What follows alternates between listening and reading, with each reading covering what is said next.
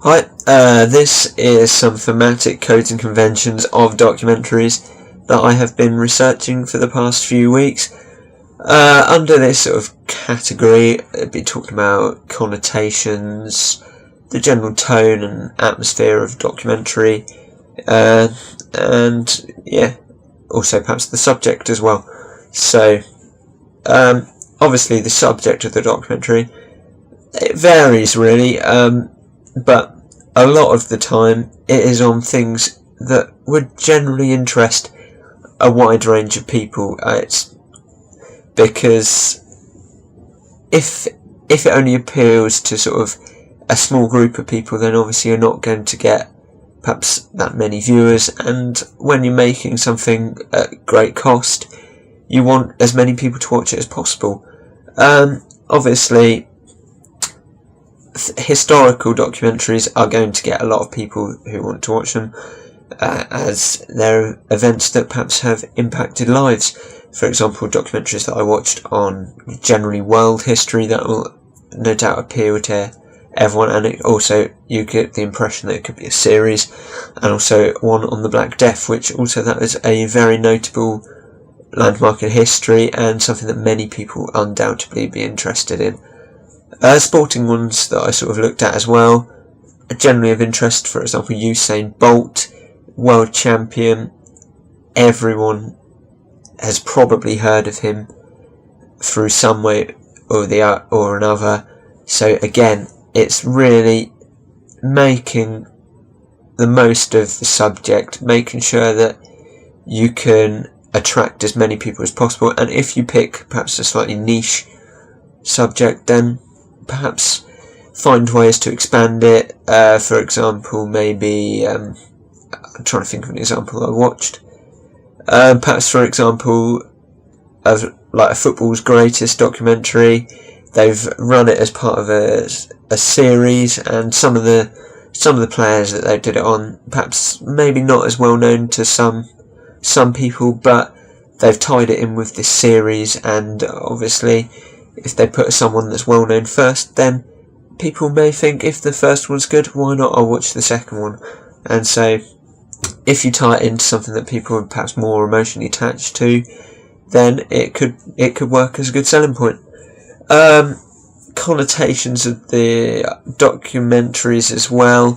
Quite often they're trying to sort of convey a point or try and get you to think outside the box and generate your own views.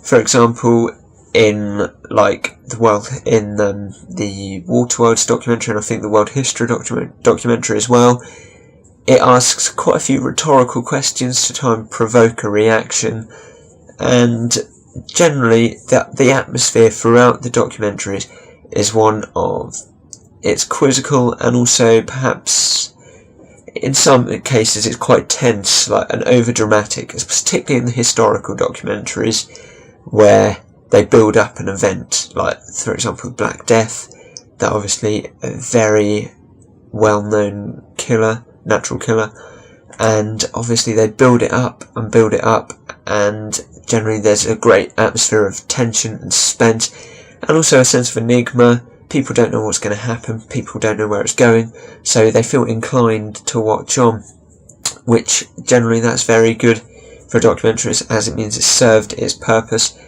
And often the tone of the documentary, again, the delivery is very sharp, declarative, and also quite perhaps interrogative as well. It gets you questioning things and questions you as an audience, which is good because it means that you can it gets you to think, and obviously if it's doing that, then it's doing its job properly.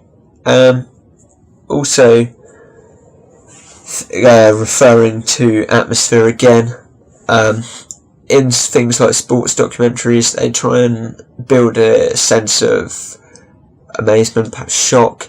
For example, in the Ronaldinho documentary and the Blue Moon Rising, quite a lot of the interviews that are done, they're done with people who have quite a reasonable amount to say, and also what they say is very interesting, perhaps almost on borderline controversial, For example, I think there's a quote in the Manchester City one, like he's saying why he's single. It's because he's been brought up with football, Manchester City, beer, and yeah, stuff like that. It's things that it's quite shocking, but it almost compels you to find out more about the person and the people that the documentary is on.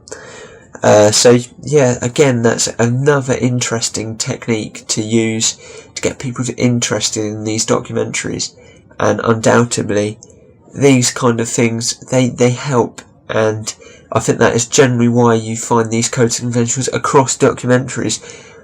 Generally, if you can lure an audience in and keep them watching, then as a documentary you've done the job, and then you're informing them and educating them on something which perhaps they may not have known before. So that is pretty much it for thematic codes and conventions. But for next time, goodbye.